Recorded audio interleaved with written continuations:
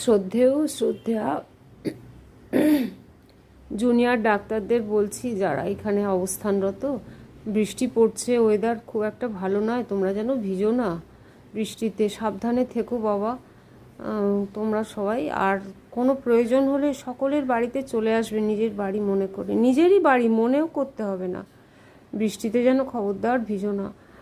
আর কখন কি লাগবে তখন সেটা জানাতে দ্বিধা করো না যেন, সকলকে যারা তোমাদের সঙ্গে আছে সবাইকে।